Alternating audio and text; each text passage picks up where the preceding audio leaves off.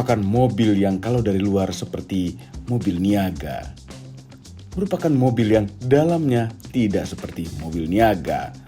Bahkan seperti mobil mewah, minibus yang mewah pada zaman itu. Ini adalah Mazda E2000. YouTube, selamat datang di channel Motomobi. Used car review untuk menambah wawasan Anda mengenai mobil-mobil yang dulu pernah terlihat di jalanan.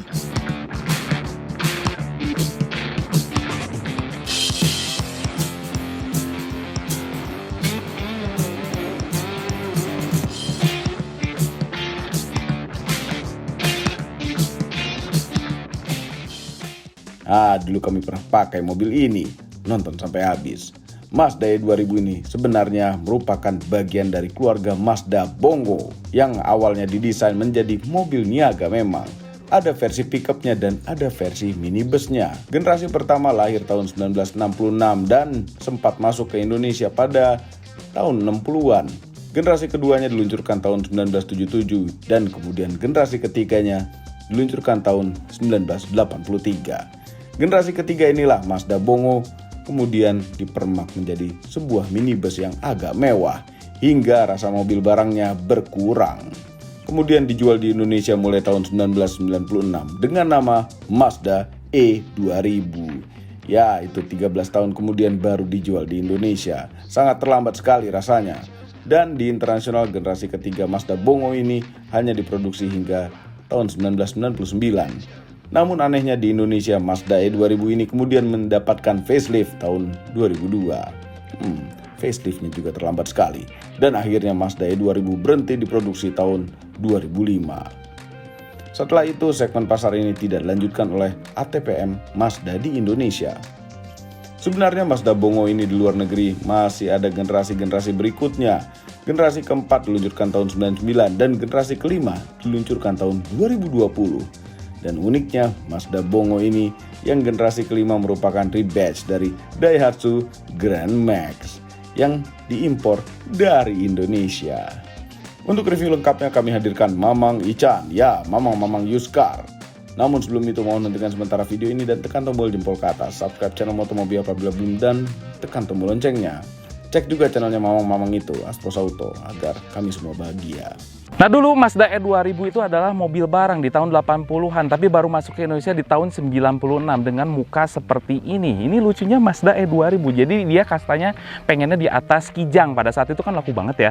Nah pengennya di atas Kijang, seperti kalau sekarang tuh ada Avanza, di atasnya ada Freed, ada Sienta. Nah E2000 seperti itu, tapi sayangnya E2000 dia lakunya untuk mobil ambulan. Karena dia memang proporsinya enak banget, karena sangat kotak, berbeda dengan Kijang gitu ya. Nah bentuk depan itu seperti ini, yang preventif atau yang pertama kali keluar di tahun 96 sampai tahun 2002. Faceliftnya jadi berbeda seperti ini, lebih polos, lebih enak dilihatnya, terus juga bempernya juga two-tone gitu ya kalau yang pertama, tapi kalau yang facelift lebih panjang dan lebih polosan. Nah lucunya di E2000 itu adalah di bagian sini. Ini bukan lambang muka alien gitu kan, biasanya yang baby boomer itu bulat gitu ya, terus bukan yang burung camar juga bukan, tapi ini adalah Kijang ya, biar laku seperti Kijang, biar hokinya seperti Kijang juga, tapi ternyata tidak begitu laku amat pada saat itu.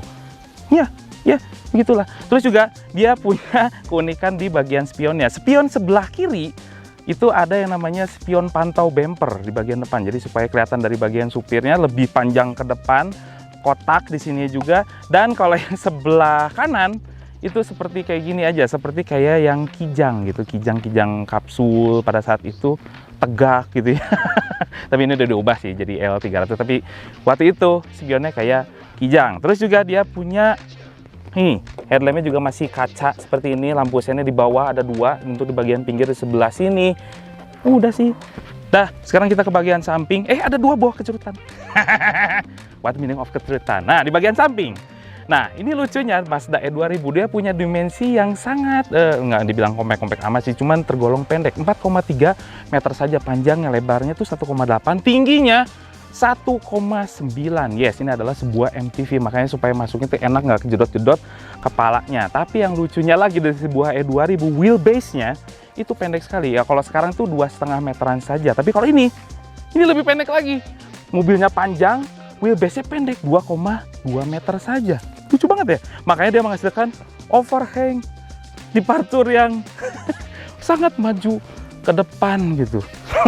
Nah di sini itu kacanya masih kaca geser sama kayak kijang-kijangan, terus juga ini slope-nya dari depan sampai ke belakang tuh tinggi. Tiba-tiba diturunin ke bawah, serot.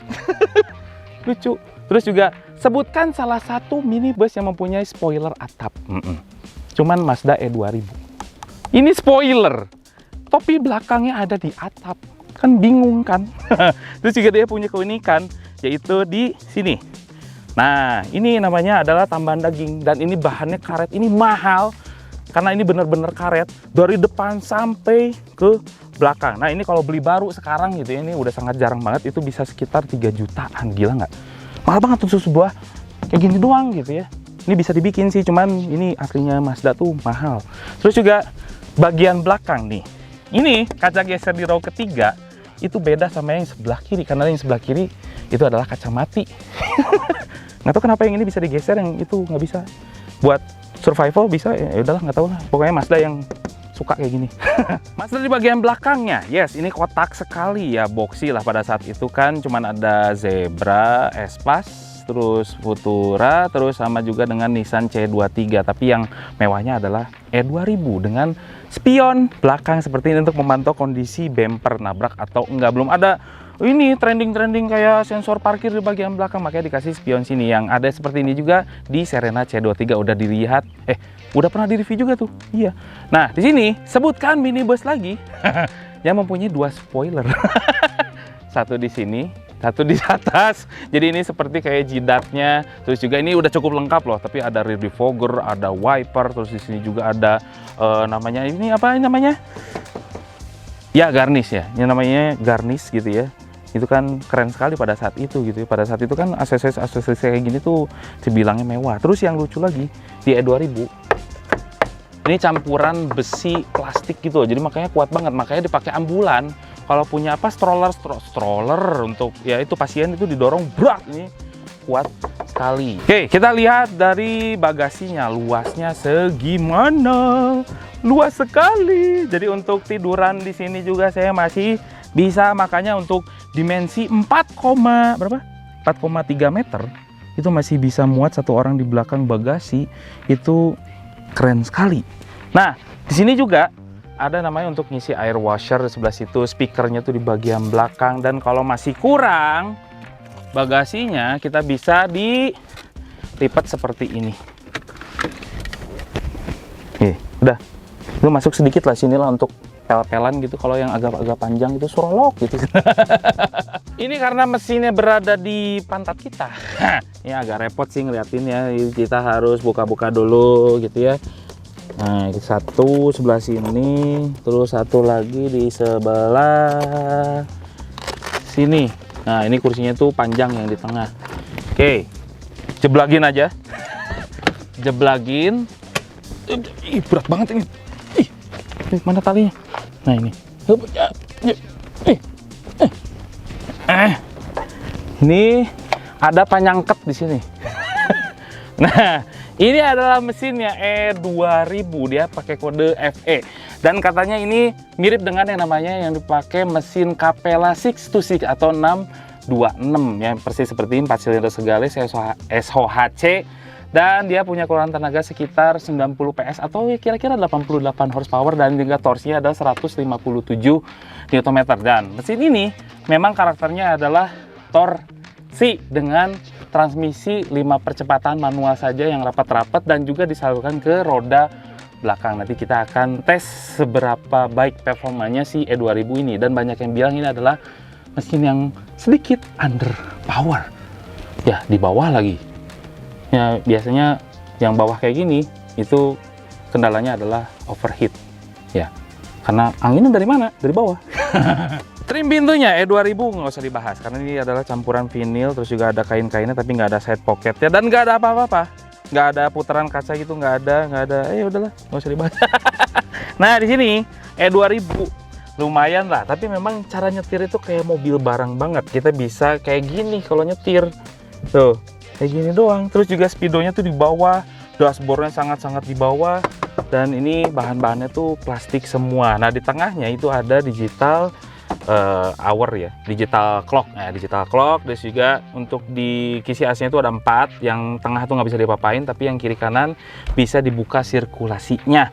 Nah, di sini juga untuk pengaturan AC-nya itu cuman yang cold aja, terus nggak ada sirkulasi hembusan ke kaki. Front defogger itu nggak ada, nggak ada. Itu sangat sederhana kalau di E2000. Terus juga di bagian sini ini ada tempat untuk head unit double DIN, ada power socket di sebelah sini. Terus juga untuk E2000 dia punya yang namanya cuk. Nah, kalau pagi-pagi itu ditarik saja. Oke, mobil barang banget sih. Terus kayak nyetir kayak tukang bapau gitu. Bapau. Lucu E2000. Terus di sini yang lucu ini karena mobil barang yang dijadikan mobil mewah gitu ya. Di sini ada yang namanya tabung oli, ya itu sangat-sangat terekspos sekali di sebelah sini. Jadi kalau ngisi oli rem, ya di sini aja tinggal dibuka dari bagian dalam. Mesinnya di mana? Di bawah pantat kita. Nah, juga joknya tuh nyaman, empuk gitu ya. Cuman saya supportnya memang kurang, ya mobil MPV sih. Ya jadi makanya saya supportnya memang enggak. Cuman ini adalah ditujukan untuk seperti nyetir dengan sofa, nah gitu. Jarak jauh. Nah di sini di E2000 juga punya pemisah, tapi di sini diisikan untuk nyimpan barang-barang yang agak ya sedikit kurang besar. Di sini juga untuk cup holdernya memang agak-agak tanggung kalau kita bawa bottle holder gitu ya. Itu bakal ngepluk gitu, udah pasti jatuh. Terus di trim pintu itu kan nggak ada yang namanya power window. Makanya ditaruh power window itu di bagian sebelah sini. Nah, ada di bagian sebelah driver, sebelah paha. Jadi kalau yang nyetirnya cewek lumayan lah. Buka dong power window-nya, lumayan nyenggol-nyenggol paha. Nggak mungkin ada 2000 yang nyetirnya cewek. Nah, terus juga untuk transmisinya ada di sebelah sini gitu ya. Jadi bukan mengapung di bagian dashboard, ada di sebelah sini. Handbrake ini sebelah sini. Apalagi ya? Sini. Ada vanity mirror nih sebelah sini, tapi sebelah sini ada kantong untuk nyimpan kartu. Nah, di sini juga spionnya udah night and day. Nah, di speedometer ini ada apa aja? Yang main clusternya itu ada speedometer, ada RPM-nya, ada odometernya juga masih analog, terus juga di kiri kanan bawah kecil gitu ya. Ini ada fuel gauge sama temperatur. Udah, that's it. Mobil barang banget sih. Lupa. Di sebelah sini ada wiper. Nah, wiper belakang ada kecerutannya, ada wipernya, terus sebelah sini ada rear defogger. Satu lagi yang saya lupa. Nah, di sini ini adalah bukan untuk cooler atau apa. Kalau sekarang tuh ada humidifier. Nah, ini bukan, ini adalah untuk ngisi air kecerutan. Nah, untuk masuk row kedua dan ketiga itu gede banget aksesnya, sliding door, dan yang seperti ini juga ada C23, tapi C23 kalah lebar ngebukanya dibandingkan E2000. Nah, di sini juga ada step itu tinggi banget, makanya dia ininya tinggi 1,9 meter. Dan di sini mengikatan saya ini silsilnya ini tahun 90-an banget mobilnya. Nah, di sini ada untuk penyimpanan dongkrak, terus juga dikasih lampu di sebelah sini. Kalau stepnya tuh terlalu gelap kita jadi nggak salah nge-step ke atas itu ke bawah gitu. Nah, kita naik saja. Seberapa luas E2000? Gede banget. Tapi memang ini sama kayak Hi-Ace gitu ya, Hi-Ace yang zaman sekarang. Jadi ke pentok di sini karena di sini adalah tempat mesin, tapi untuk kelegaannya luar biasa. Nah, kalau misalnya kita ini bisa ke atas juga gitu ya, kalau bosan kan gini ya, jadi cowboy banget ya. Ya, ada sini, terus juga ini kacanya masih yang geser-geseran seperti ini. Seharusnya E2000 itu ada yang namanya Cray. Ada gordennya, dan gorden itu menentukan apakah E2000 itu adalah tipe standar atau yang mewahnya.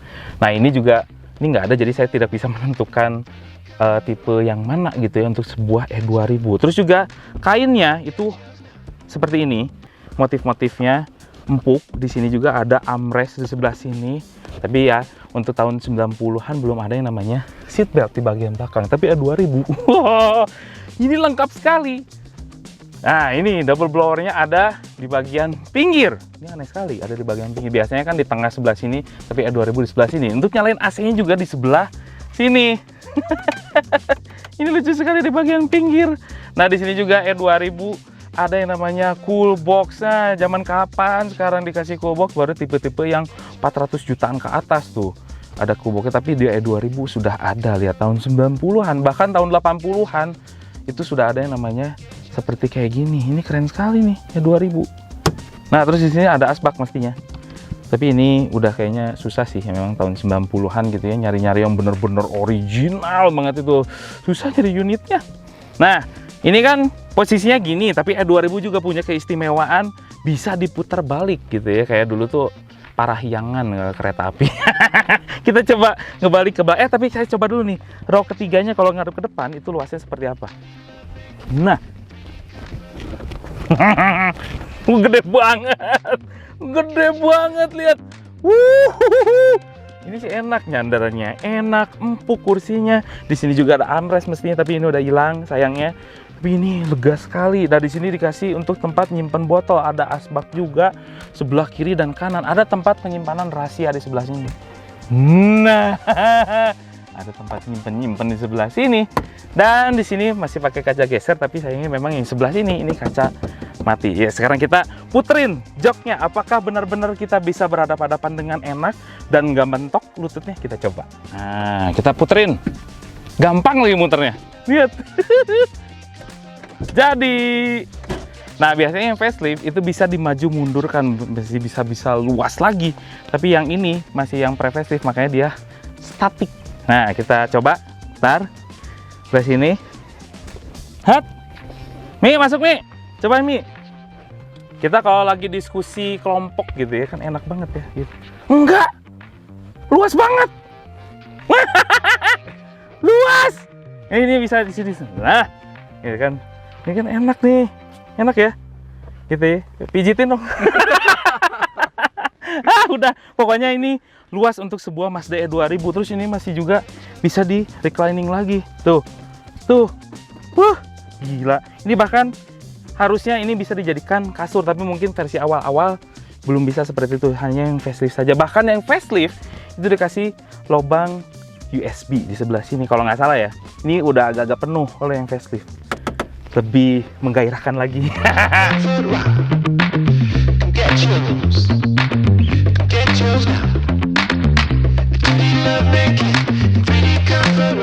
Mazda E2000. Kita nyetir itu di atas. Udah gitu nyetirnya kayak elf ya. Kita bisa pakai kayak gini nih. Kalau misalnya kita keluar kota biar nggak capek, biasanya kan suka nyender tuh ke setir, elf gitu. Ini nyetirnya mirip banget dengan seperti itu. Terus tapi walaupun begitu, E2000 masih punya yang namanya tilt steering. Jadi masih bisa kebantu lah walaupun ya begini posisinya. Tapi posisi kayak gini kalau nyetir keluar kota itu nggak akan cepet capek karena sangat-sangat nyantai. Nyender, tangannya begini. Udah gitu dia, dashboardnya tuh di bawah, pilar A-nya kecil, visibilitasnya sangat luas, kiri kanan depan belakang nggak ada masalah. Dan juga dia bodinya tuh kan cuma 4,3 meter ya, jadi sangat compact dan sangat gesit kalau untuk di jalan raya. Cuman memang gesit itu bukan gesit seperti itu karena dia mesinnya sedikit underpower. Jadi ya segesit-gesitnya E2000 cuman segitu-segitunya aja. Wheelbase-nya juga kecil tuh, 10 km per jam udah gigi 2. Nah, mesinnya dia pakai mesin yang mirip-mirip dengan Mazda Capella 626 gitu ya. Dan dia memang karakternya torsi banget. Jadi torsi ini ya puncaknya udah diraih di 2500 rpm. Ini sebuah mobil bensin tapi mirip-mirip karakternya seperti mobil diesel. Itulah E2000. Dibeset-beset gitu ya,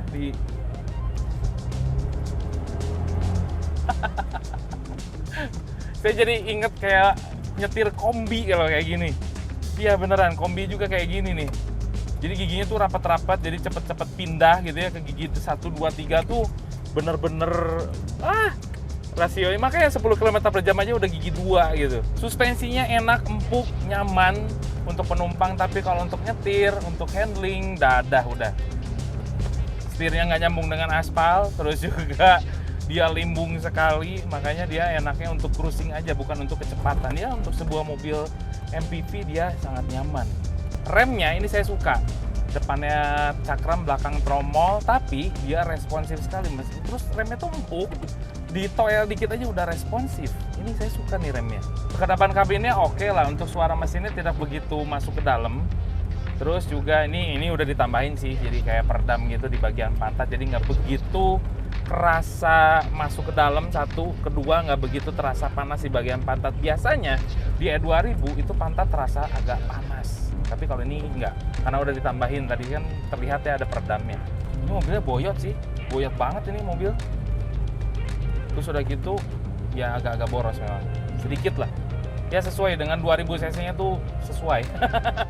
E2000 punya beberapa kelebihan, fiturnya banyak, terus juga dipakainya enak, nyaman, empuk, dan untuk dipakai cruising untuk keluarga itu enak banget. Cuman beberapa minusnya juga ada, seperti limbungnya ada, mesinnya sedikit underpower walaupun dia punya torsi yang berlimpah. Terus juga dia punya perawatan yang sedikit lebih sensitif untuk di bagian mesinnya. Beberapa member Mazda gitu yang punya Mazda Capella itu, mesin Capella atau mesin ini agak sulit disetel gitu kalau misalkan agak-agak trouble. Terus juga spare partnya sedikit mahal, apalagi yang namanya body part itu mahal sekali untuk sebuah mobil van seperti ini, seperti yang tadi gitu ya. Ini karet-karetan seperti ini itu sekitar 3 jutaan kalau misalkan yang original. Terus juga dia punya pajak itu murah, sekitar 800 ribuan saja di daerah Bandung untuk tahun 99 seperti ini.